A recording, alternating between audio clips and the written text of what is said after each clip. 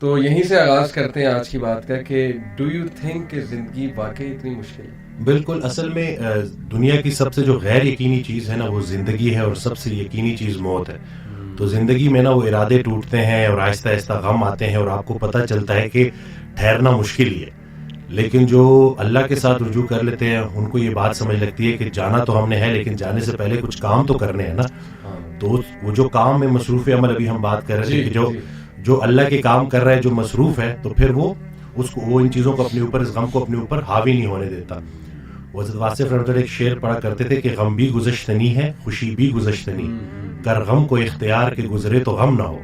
تو یعنی کہ غم کو قبول کرنا ہے، اس کو ریڈ کرنا ہے، اور اس میں نا بڑا لیسن ہے. صحیح بات. تو یہ اللہ تعالیٰ ہماری برداشت، سب سے بڑی قوت برداشت ہے. بالکل صحیح. تو ہماری یہ برداشت بڑھانے کے لیے اللہ تعالیٰ غم بھیجتا ہے. صحیح. اور آہستہ آہستہ صبر کے ذریعے، نماز کے ذریعے انسان جو ہے نا اس مشکل سے نکل آتا ہے، کیونکہ اللہ کا وعدہ ہے کہ ہر سختی کے ساتھ آسانی ہے.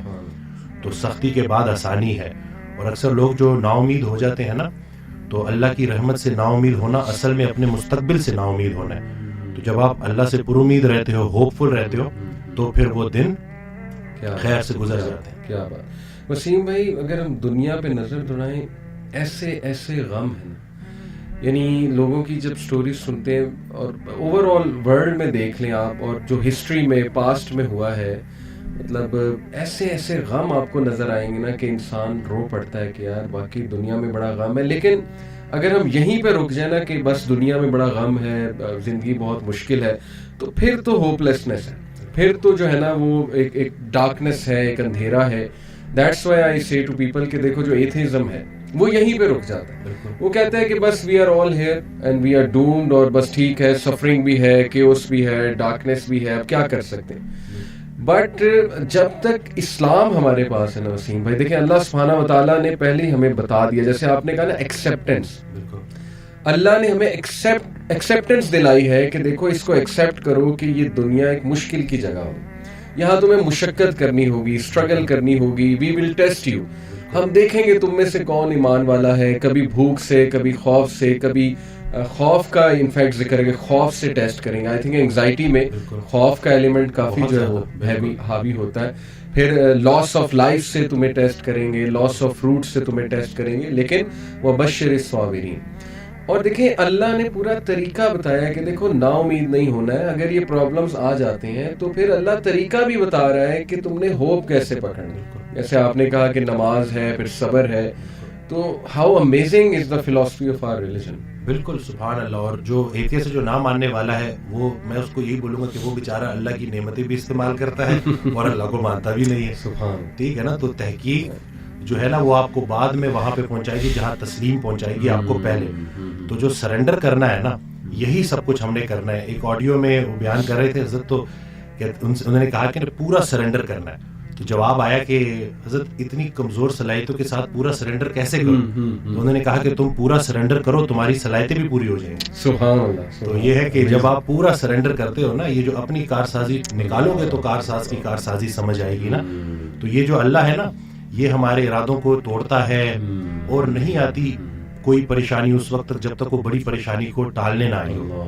وہ ایک واقعہ سناتے تھے کہ ایک بندہ ایک اللہ والے کے پاس جاتا ہے اور کہتا ہے کہ میرا مکان نہیں بک رہا، تو دعا کریں. انہوں نے کہا کہ نہیں تمہارا مکان نہیں بکے گا، جاؤ. تو وہ بڑا پریشان ہوتا ہے. پھر دوبارہ جاتا ہے، کہتے ہیں کہ آپ دعا کریں. کہتے چلو میں دعا کر دیتا ہوں. وہ مکان بک جاتا ہے. تو وہ اللہ والے کے پاس جاتا ہے اور اس سے پوچھتا ہے کہ آپ جب میں پہلی دفعہ آیا تو آپ نے کہا کہ مکان نہیں بکے گا، اور جب دوسری دفعہ آیا تو آپ نے کہا کہ بک جائے گا. تو کہتے ہیں کہ پہلی دفعہ جب تم آئے تھے تمہارا ماتھا روشن لگ رہا تھا، تمہارے ماتھے پہ خوش قسمتی کے آثار تھے. دوسری دفعہ جب تم آئے تو تمہارے ماتھے سے بدقسمتی کے آثار آ رہے تھے، کیونکہ بڑا بدقسمت ہے وہ انسان جس کی زندگی میں اس کا گھر بک جائے.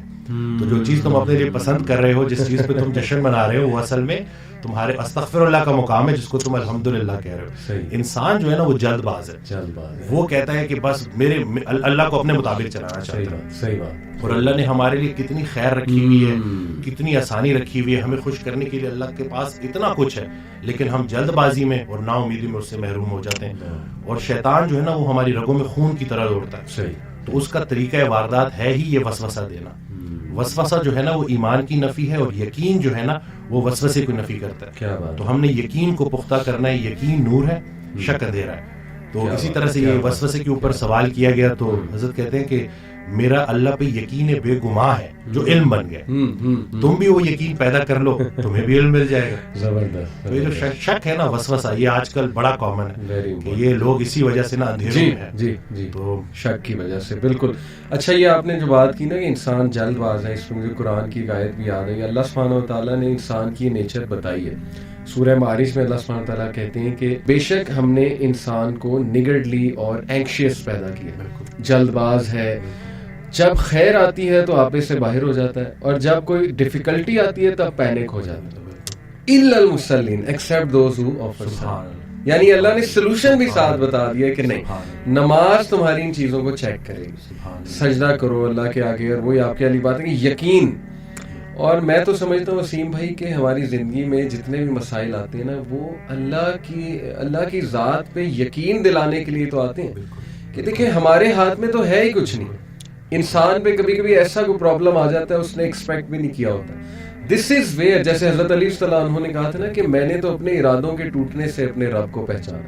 تو اگر یہ چیزیں ہوتی نا وسیم بھائی، تو کیسے ہم اللہ سبحانہ و تعالیٰ کو پہچانتے، اللہ کی پاور کا ہمیں کیسے احساس ہوتا. بالکل. اشفاق احمد صاحب کی بات سے آپ نے سٹارٹ کیا تھا تو مجھے ایک واقعہ یاد آ گیا کہ ایک شخص ان کے پاس گیا اور کہا کہ اشفاق صاحب کوئی زندگی آسان کرنے کی ٹپ دے دیں. تو انہوں نے کہا میں تمہیں موت آسان کرنے کی ٹپ نہ دوں.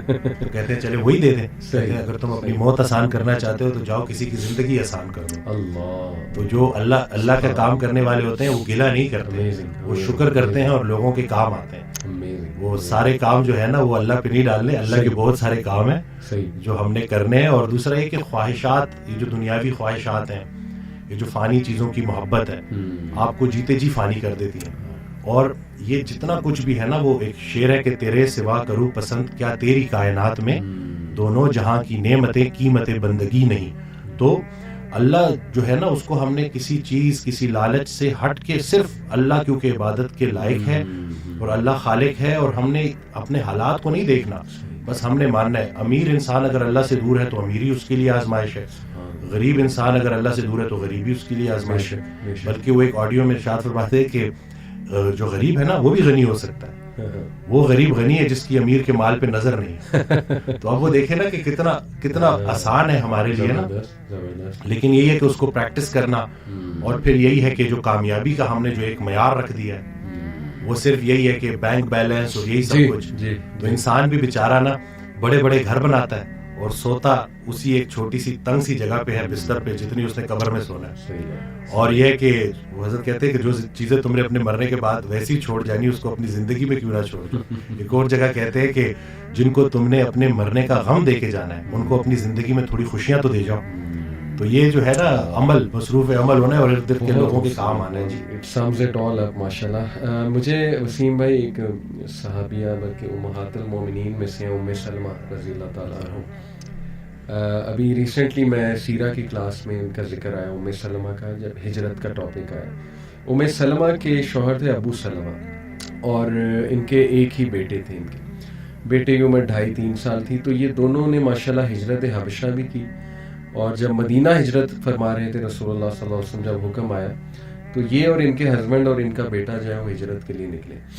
تو ہوا ایسے کہ قریش مکہ والے آ گئے اور انہوں نے کہا کہ ابو سلمہ تم تو جاؤ، تم قریشی نہیں ہو، ہمیں تم سے کوئی سروکار نہیں، لیکن یہ جو عورت ہے نا یہ قریش کی ہے، یہ اور اس کا بیٹا یہیں رہیں گے. تو انہوں نے دھمکا کے، مطلب ظاہر ہے کہ ان کے پاس وہ ویپنز وغیرہ تھے، انہوں نے دونوں کو جدا کر دیا، ہسبینڈ وائف کو.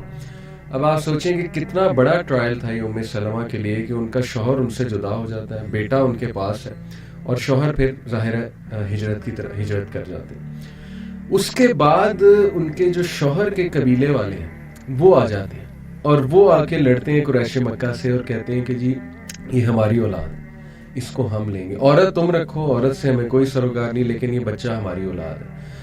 اور لڑائی ہوتی ہے یہاں تک کہ ایک طرف سے وہ کھینچ رہے ہوتے ہیں، ایک طرف سے قریش مکہ بچے کو کھینچ رہے ہوتے ہیں، اور بچے کا نا آرم ڈسلوکیٹ ہو جاتا ہے. تو وہ چیخ اٹھتی ہیں درد سے ام سلمہ اور کہتی ہیں کہ خدا کے لیے بس تم لے جاؤ اس کو، لیکن اس بچے کو چھوڑ دو. یعنی ماں کا دل آپ کو پتہ ہے کیسے تڑپ اٹھتی ہیں.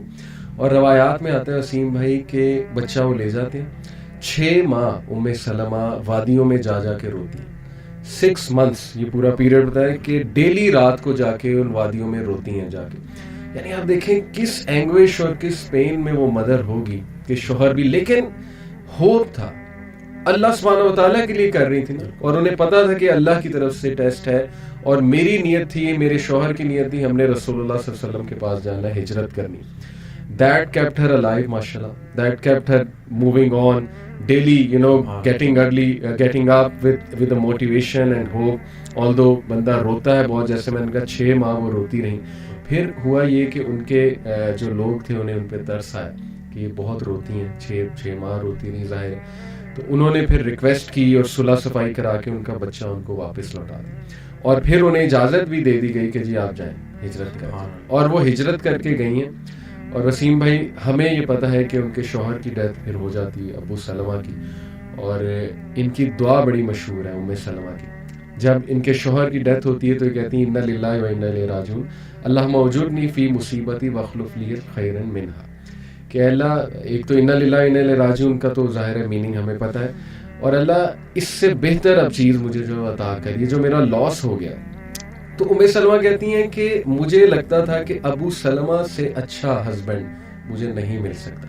ऑब्वियसली बहुत उनका एक गहरा ताल्लुक था आपस में, और फिर अल्लाह सुब्हानहू व तआला ने उनकी शादी रसूलुल्लाह सल्लल्लाहु अलैहि वसल्लम, यानी it all led to where. आप देखें कि she is the उम्महात from the उम्महातुल मोमिनीन, जन्नत में माशाल्लाह one of the chiefs of women, औरतों की सरदार भी ज़ाहिर है तमाम उम्महातुल मोमिनीन. तो देखें एक टाइम पे she was crying daily and she didn't know कि क्या होगा, फ्यूचर क्या है, लेकिन अल्लाह पे छोड़ दी कि अल्लाह बस अब तू संभाल ले. और उसके बाद देखें वेयर इट एंडेड, रसूलुल्लाह सल्लल्लाहु अलैहि वसल्लम की जब